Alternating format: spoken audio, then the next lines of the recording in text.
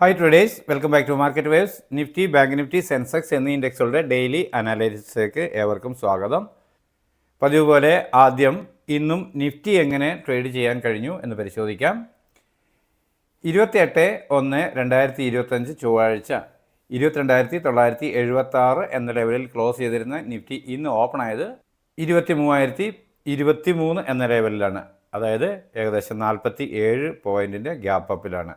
നമ്മൾ ചാർട്ടുമായി കണക്കാക്കുമ്പോഴാണ് ഈ തരത്തിൽ പറയുന്നത്. നമ്മൾ രേഖപ്പെടുത്തിയിരുന്ന ടാർഗറ്റ് എന്ന് പറയുന്നത്, ആദ്യം ലഭിക്കാവുന്ന ടാർഗറ്റ് 23,058. അതാണ് ടാർഗറ്റ് എന്ന് പറഞ്ഞാൽ സ്വാഭാവികമായും അതൊരു റെസിസ്റ്റൻസ് കൂടിയാണ്.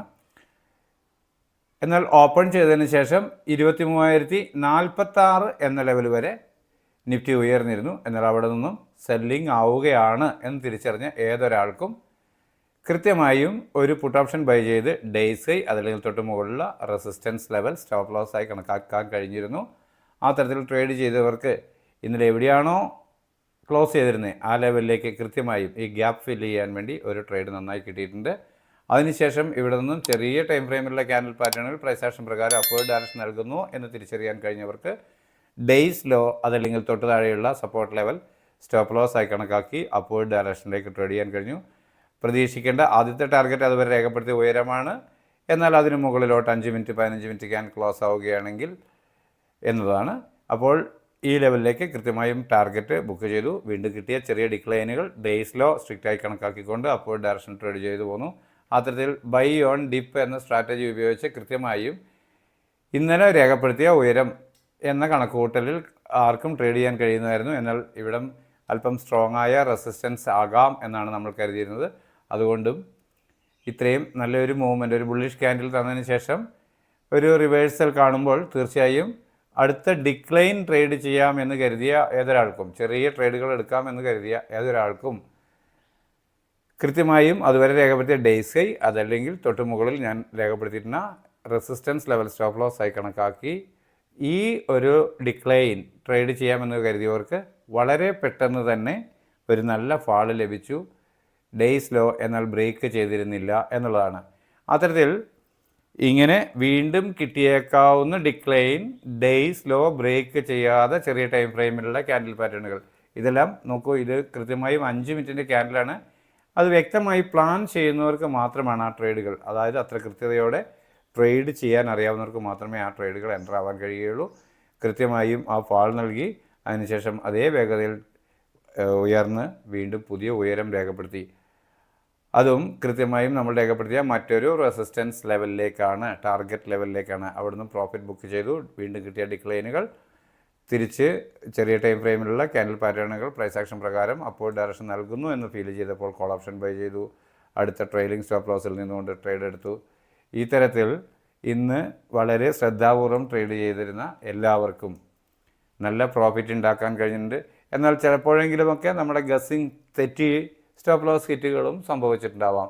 എന്നാൽ ഒരു ദിവസം ട്രേഡ് ചെയ്താൽ 10 ട്രേഡ് ചെയ്തു അല്ലെങ്കിൽ ഒരു 5 ട്രേഡ് ചെയ്തു, 1 2 ഒക്കെ സ്റ്റോപ്പ് ലോസ് ഹിറ്റ് ചെയ്താൽ പോലും ഓവറോൾ നമ്മൾ ഒരു ദിവസം ഇന്നത്തെ ബിസിനസ്, നമ്മുടെ വ്യാപാരം ലാഭകരമാണോ എന്ന് നോക്കുന്ന ഒരു പ്രവണതയാണ് വേണ്ടത് യഥാർത്ഥത്തിൽ. അത്തരത്തിൽ നോക്കിയാൽ ഇന്ന് എല്ലാവരും തന്നെ, ഒരുമാതിരിപ്പെട്ട എല്ലാ വ്യക്തികളും ഏതെങ്കിലും ഒരു ട്രേഡ് നെഗറ്റീവായി പോയിട്ട് അതിനെ ഹോൾഡ് ചെയ്യാതെ കൃത്യം സ്റ്റോപ്പ് ലോസിൽ ഇറങ്ങാം എന്ന ലോസ് ബുക്ക് ചെയ്യാനും പ്രത്യേകമായി അത്തരത്തിലുള്ളൊരു പ്രവണതയും നമുക്ക് തീർച്ചയായും ആവശ്യമാണ്. ആ തരത്തിൽ ലോസ് ബുക്ക് ചെയ്ത് പുതിയ ഓപ്പർച്യൂണിറ്റികൾ ട്രേഡ് ചെയ്യാൻ ശ്രമിച്ച ഏതൊരാളും ഇന്ന് പ്രോഫിറ്റിലെ വൈൻഡപ്പ് ആയിട്ടുണ്ടാകുള്ളൂ എന്നാണ് എൻ്റെ പ്രതീക്ഷ. അപ്പോൾ ഇന്ന് പ്രൈസ് നൽകിയിരിക്കുന്ന ഈ ലെവലുകളെ അടിസ്ഥാനപ്പെടുത്തിക്കൊണ്ട് നാളത്തേക്ക് നമ്മുടെ ട്രേഡ് എങ്ങനെ പ്ലാൻ ചെയ്യാം എന്ന് പരിശോധിക്കാം.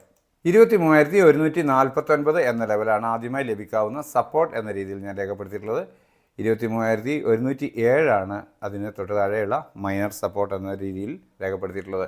എന്നാൽ 23,289 എന്ന ലെവൽ ഒരു പ്രധാന റെസിസ്റ്റൻസ് ആയി മാറിയേക്കാം എന്നാണ് പ്രതീക്ഷ. അതിനിടയിൽ 23,236 എന്ന മറ്റൊരു മൈനർ റെസിസ്റ്റൻസ് കൂടി രേഖപ്പെടുത്തിയിട്ടുണ്ട്.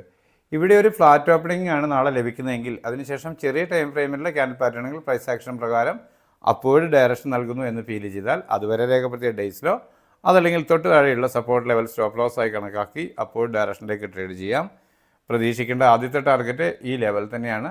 ഈ ലെവലിന് മുകളിൽ ഒരു 5 മിനിറ്റ് 15 മിനിറ്റ് ക്യാൻഡിൽ ക്ലോസ് ആവുകയാണെങ്കിൽ മാത്രം വീണ്ടും കിട്ടുന്ന ഒരു ഡിക്ലൈൻ അതുവരെ രേഖപ്പെടുത്തിയ ഡേയ്സിലോ ഡൗൺ സൈഡിലേക്ക് ബ്രേക്ക് ചെയ്യാതെ ചെറിയ ടൈം ഫ്രെയിമിലുള്ള ക്യാൻഡിൽ പാറ്റേണുകൾ പ്രൈസ് ആക്ഷൻ പ്രകാരം വീണ്ടും അപ്വേർഡ് ഡയറക്ഷൻ നൽകുന്നു എന്ന് ഫീൽ ചെയ്താൽ കോൾ ഓപ്ഷൻ തന്നെ ബൈ ചെയ്യാൻ കഴിയും. ഡേയ്സ് ലോ ആയിരിക്കും അപ്പോഴത്തെ സ്ട്രിക്റ്റായ സ്റ്റോപ്പ് ലോസ് ലെവൽ. പ്രതീക്ഷിക്കേണ്ട ടാർഗറ്റ് അതുവരെ രേഖപ്പെടുത്തിയ ഉയരമാണ്.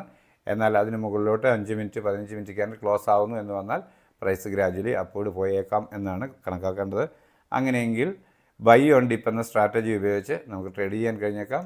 അത്തരത്തിൽ അപ്വേർഡ് സഞ്ചരിക്കുകയാണ് കണ്ടിന്യൂസ് ആയി പ്രൈസ് എങ്കിൽ ലഭിക്കാവുന്ന ടാർഗറ്റുകളാണ് ഇവിടെ കാണുന്നവ. നിങ്ങൾക്ക് വ്യക്തമായി അത് കാണാമെന്ന് കരുതുന്നു. എന്നാൽ ഫ്ലാറ്റ് ഓപ്പണിങ്ങിന് ശേഷം ചെറിയ ടൈം ഫ്രെയിമിലുള്ള ക്യാൻഡിൽ പാറ്റേണുകൾ സെല്ലിംഗ് ഡയറക്ഷൻ നൽകുന്നു എന്ന് ഫീൽ ചെയ്താൽ അതുവരെ രേഖപ്പെടുത്തിയ ഡേയ്സ് ഹൈ അതല്ലെങ്കിൽ തൊട്ട് മുകളിലുള്ള റെസിസ്റ്റൻസ് ലെവൽ സ്റ്റോപ്പ് ലോസ് ആയി കണക്കാക്കി ഡൗൺ സൈഡിലേക്ക് ട്രേഡ് ചെയ്യാൻ കഴിയും. ആദ്യമേ ലഭിക്കേണ്ട ടാർഗറ്റ് ഈ ലെവലിന് താഴെ 23,076 എന്ന ലെവലിന് താഴെ ഒരു 5 മിനിറ്റ് 15 മിനിറ്റ് ക്യാൻഡിൽ ക്ലോസ് ആവുക എന്നതാണ്. അത്തരത്തിലൊരു ക്ലോസിംഗ് ലഭിക്കുകയാണെങ്കിൽ വീണ്ടും ഒരു അപ്പ് മൂവ് കിട്ടുമ്പോൾ അതുവരെ രേഖപ്പെടുത്തിയ ഡേയ്സ് ഹൈ അപ്പർ സൈഡിലേക്ക് ബ്രേക്ക് ചെയ്യാതിരിക്കുകയും ചെറിയ ടൈം ഫ്രെയിമിലുള്ള ക്യാൻഡിൽ പാറ്റേണുകൾ സെല്ലിംഗ് ഡയറക്ഷൻ തന്നെ നൽകുന്നു എന്ന് ഫീൽ ചെയ്താൽ വീണ്ടും പുട്ട് ഓപ്ഷൻ ബൈ ചെയ്യാൻ കഴിയും. ഡേയ്സ് ഹൈ ആയിരിക്കും അപ്പോഴത്തെ സ്ട്രിക്റ്റായ സ്റ്റോപ്പ് ലോസ് ലെവൽ. പ്രതീക്ഷിക്കേണ്ട ടാർഗറ്റ് അതുവരെ രേഖപ്പെടുത്തിയ ലോ ആണ്.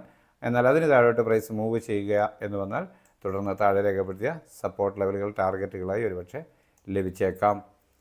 അത്തരത്തിൽ ട്രേഡ് ചെയ്യുമ്പോൾ സെൽ ഓൺ എവരി റൈസ് എന്ന രീതിയിൽ പുതിയ നമുക്ക് നാളെ മാർക്കറ്റ് മൂവ് ചെയ്യുമ്പോൾ നൽകാവുന്ന ട്രെയിലിംഗ് സ്റ്റോപ്പ് ലോസുകൾ കൃത്യമായി കണ്ടെത്തി അവയെ ആശ്രയിച്ചുകൊണ്ട് ട്രേഡ് ചെയ്യുക എന്നതാണ് ചെയ്യേണ്ടത്. 49,150 എന്ന ലെവലാണ് ആദ്യമായി ലഭിക്കാവുന്ന ഒരു പ്രധാന സപ്പോർട്ട് എന്ന രീതിയിൽ ബാങ്ക് നിഫ്റ്റിയിൽ രേഖപ്പെടുത്തിയിട്ടുള്ളത്. 49,094 എന്ന മറ്റൊരു മൈനർ സപ്പോർട്ടും രേഖപ്പെടുത്തിയിട്ടുണ്ട്.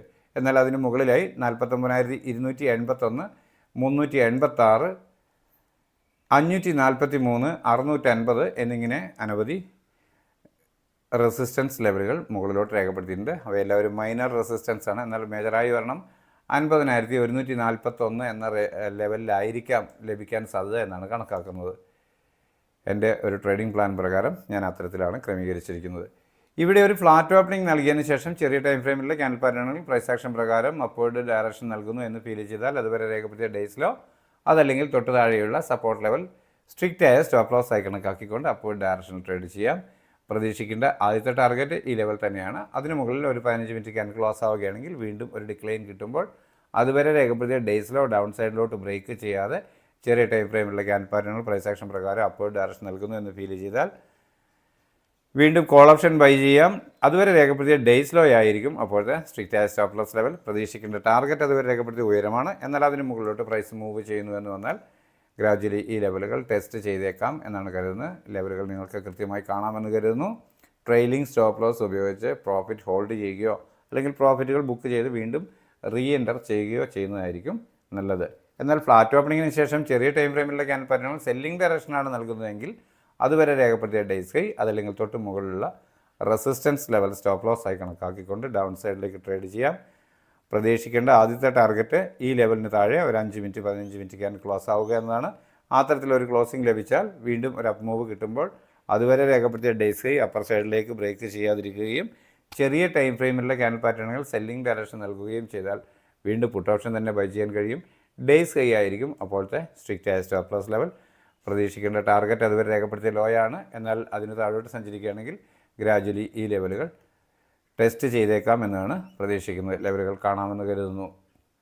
76,483 എന്ന ലെവലാണ് സെൻസെക്സിൽ ആദ്യമായി ലഭിക്കാവുന്ന ഒരു പ്രധാന സപ്പോർട്ട് എന്ന രീതിയിൽ രേഖപ്പെടുത്തിയിട്ടുള്ളത്. അതുപോലെ തൊട്ട് താഴെയായി 76,358 എന്ന മറ്റൊരു മൈനർ സപ്പോർട്ടും രേഖപ്പെടുത്തിയിട്ടുണ്ട്.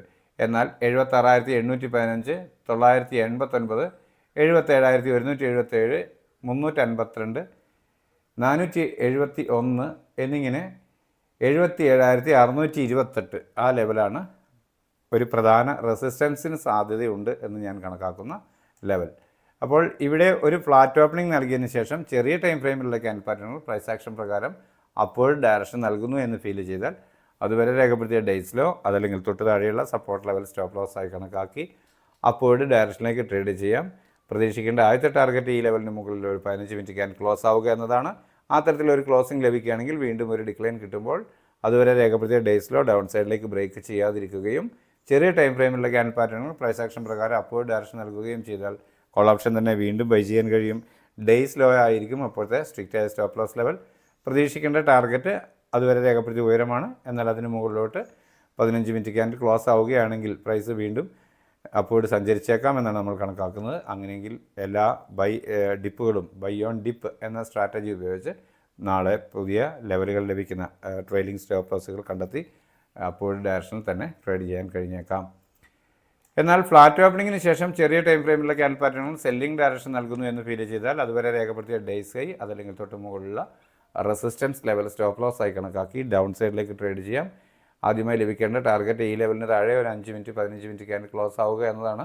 അത്തരത്തിലൊരു ക്ലോസിംഗ് ലഭിച്ചാൽ മാത്രം വീണ്ടും ഒരു അപ്പ് മൂവ് കിട്ടുമ്പോൾ അതുവരെ രേഖപ്പെടുത്തിയ ഡേയ്സ് ഹൈ അപ്പർ സൈഡിലേക്ക് ബ്രേക്ക് ചെയ്യാതിരിക്കുകയും ചെറിയ ടൈം ഫ്രെയിമിലുള്ള ക്യാൻഡിൽ പാറ്റേണുകൾ സെല്ലിംഗ് ഡയറക്ഷൻ നൽകുകയും ചെയ്താൽ വീണ്ടും പുട്ട് ഓപ്ഷൻ തന്നെ ബൈ ചെയ്യാൻ കഴിയും. ഡേയ്സ് ഹൈ ആയിരിക്കും അപ്പോഴത്തെ സ്ട്രിക്റ്റ് ആയ സ്റ്റോപ്പ് ലോസ്.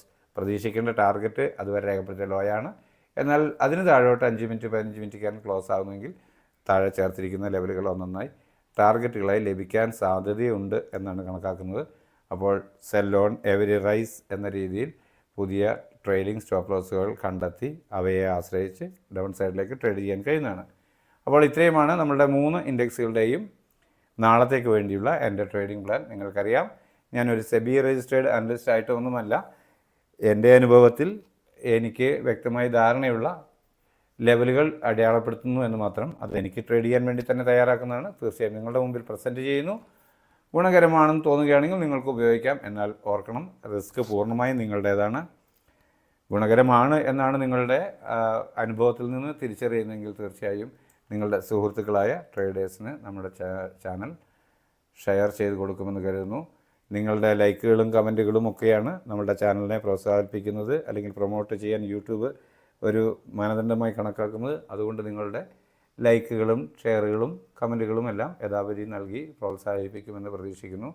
നാളെയും നല്ല ഒരു ട്രേഡിംഗ് അവസരം ലഭിക്കുന്ന മൂവ്മെൻറ്റ് എല്ലാ ഇൻഡെക്സുകളിലും ഉണ്ടാവട്ടെ എന്ന് ആശംസിച്ചുകൊണ്ട് തൽക്കാലം നിർത്തുന്നു. താങ്ക്